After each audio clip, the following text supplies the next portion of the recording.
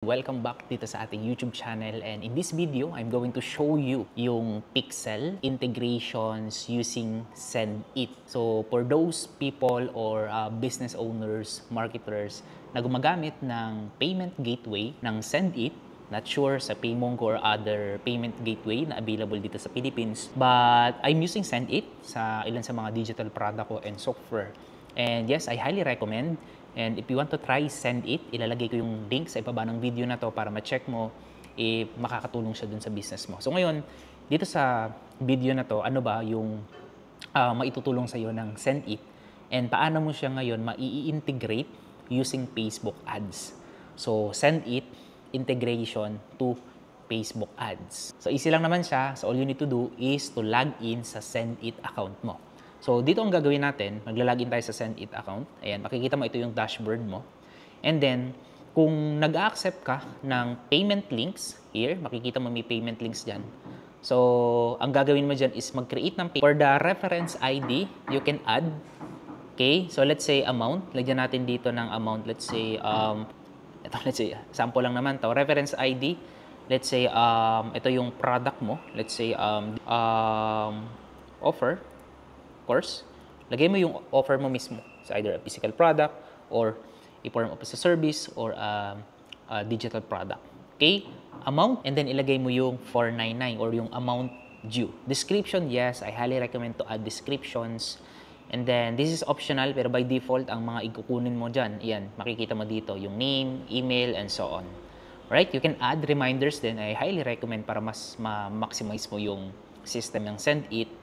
And sa advanced naman dito, you can manage yung mga yung mga payment. So here, after ng payment, pwede mo siyang i-redirect dun sa specific URL, or kapag nag-failed naman, pwede mo silang i-redirect. So yun yung maganda.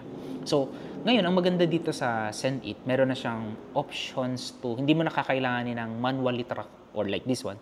Sa thank you page, after ng payment, need mo pang maglagay ng custom conversions dun sa specific page na yon.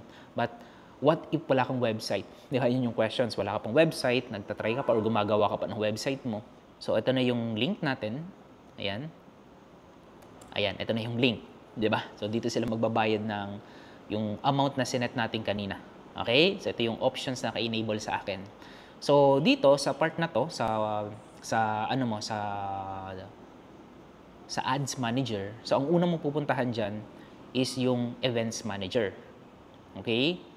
Sa Events Manager, dito, wala kang kailangang gawin or iset up na mga manual or custom conversions.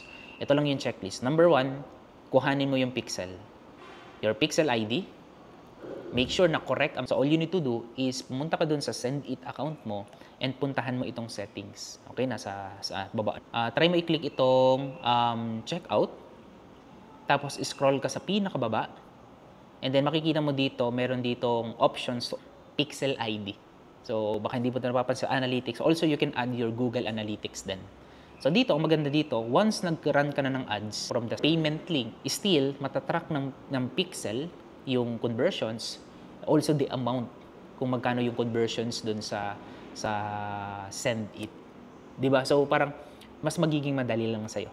Okay? So parang optional na lang na meron kang website, but yes, site, kumbaga, mas mapapataas mo yung conversion rate mo kapag meron kang website or sales process, a funnel na meron ka.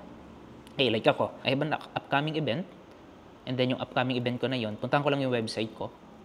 And then papakita ko sa iyo, instead of payment link, ang ginamit ko is naka-integrate siya directly dun sa website ko.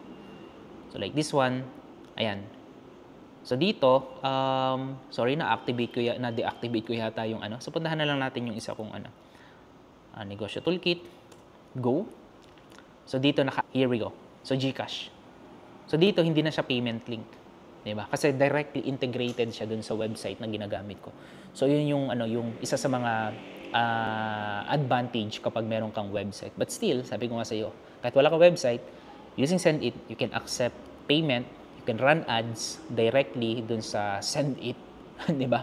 Pero ako, I suggest na yung landing page mo, wag yung SendIt. Kailangan meron ka pa rin bridge page or pwede rin namang send message bago mo isend yung link papunta dun sa send it checkout. So that's my recommendation. Also, ang checklist, 'di ba, nagawa mo na. Balikan natin 'to. Na-update mo na 'to. So dito sa Ads Manager, okay, puntahan mo tong pixel, i-click mo yung pixel mo na ang sinasabi is you need to accept or parang i-allow mo lang yung send it purchase. Ayan, i-allow mo lang 'to. So, automatic tong conversions na to is magpa-pop up yan and then i-click mo lang allow. Parang i-create na yon ni Facebook para sa'yo. Make sure lang na meron ng conversions na nangyari or nakapag-try ka na. Okay, siguro mag-ads ka and then start to accept payment using your send it. Create a bridge page, funnel, and to integrate yung send it. Kung challenging sa'yo yun, walang direct integrations, you can create like bridge page using your page builder, add a button, add yung payment link, and then yun, pwede mo nang ilagay yung yung payment link from the send it, then dun sila mag-process ng payment nila kagaya nito.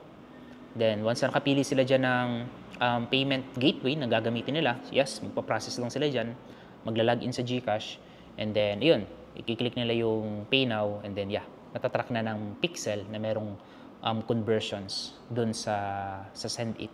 Tulong sa'yo yung short video na to kung paano mo i-integrate yung send it using Facebook ads. If you have anything questions, pwede kang mag-comment sa ibaba ng video na to. And if you want to try, send it, ilalagay ko sa ibaba, sa comment section or sa description, check mo lang yung send it link. Also, if you're looking for a tool, a page builder, a website builder, na kakailanganin mo para makapag-create ng sales process, I highly recommend to go to my website sa software ko, negosyotoolkit.com. And ito yung tool na magagamit mo, tutulong sa iyo to create a funnel, website, sales process. And ang kagandahan dito, ready na and available siya to connect dun sa send it. You don't need yung payment links. You can integrate directly yung send it payment gateway to accept the payment. Like yung pinakita ko sa iyo kanina dun sa this one. Naka-integrate na siya. Parang ganito. Okay, meron kang sariling checkout and so on. Ikaw yung mag-create mo. Thank you so much again and keep safe and magkita-kita tayo on our next video.